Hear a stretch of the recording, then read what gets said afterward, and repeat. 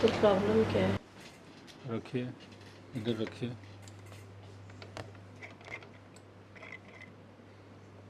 आँख खोलिए। ये है ना? देखो, इसमें मैंने आपको पहले भी बताया था कि ये दवाई गोली से इलाज नहीं होगा इसका।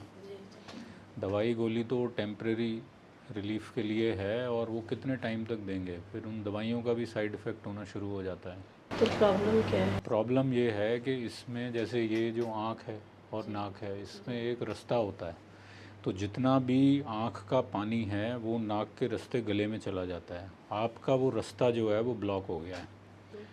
ठीक है, ब्लॉक होने से क्या हुआ है कि उसमें पस पड़नी, इन्फेक्शन शुरू हो गई है ना? वो इन्फेक्शन इकट्ठी हो रही है, तो जब आपको एंटीबायोटिक, पेन किलर वगैरह देते हैं तो वो आराम हो जाता है, फिर वो इन्फेक्शन दोबारा आ जाती है।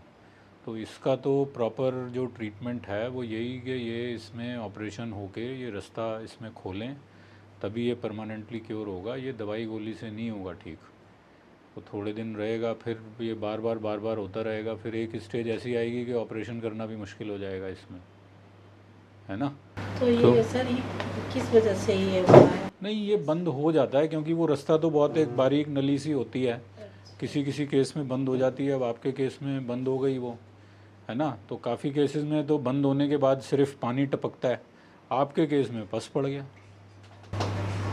पानी तो कुछ दिनों से, मतलब हफ्ता से ना पानी निकल रहा था, फिर उसके बाद से वो हल्का हल्का सा जो वाइट कीचड़ होता है वो निकलना स्टार्ट हुआ, फिर एकदम ही। तो वो जो कीचड़ निकल रहा था ना, वो इन्फेक्शन था। तो ये अब आप इसमें देखो कि कैसे मतलब करना है आपको, बट इसका जो ट्रीटमेंट है ना, ट्रीटमेंट तो इसका ऑपरेशन ही है।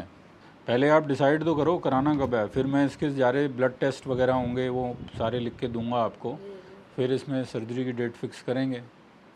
इसमें देखिए जो ऑपरेशन के लिए कुछ टेस्ट हैं वो आपको लिख के दे रहा हूँ, वो करवाइए। ये देखिए, ये जो ऑपरेशन होना है राइट साइड में, ये उसका नाम लिख दिया है मैंने। ठीक है, ये कुछ खून की जांच हैं जो होनी है, इन खून की, हाँ ये सारी जांच होनी है, किसी भी लैब से करा लीजिएगा, और ये टेस्ट की रिपोर्ट लेके आ जाइए, फिर इसमें आपकी डेट फिक्स कर लेते हैं ऑपरेशन के लिए।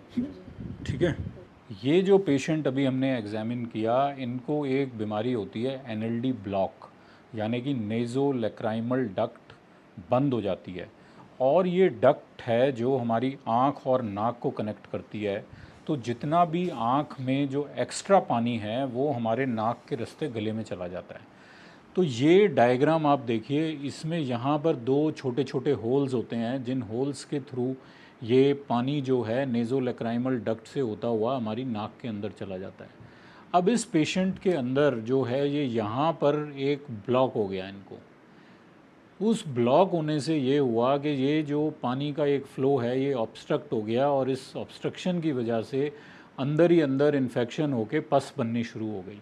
और जब ये पस एक लिमिट से ज़्यादा हो जाए, जैसा पेशेंट ने कंप्लेन भी करी कि पहले मुझे थोड़ी थोड़ी कीचड़ आनी शुरू हुई, उससे पहले पानी आना शुरू हुआ, बट जब ये पस आँख के अंदर एक लिमिट से ज़्यादा इकट्ठी हो गई तो इनको सीवियर पेन होना शुरू हो गया।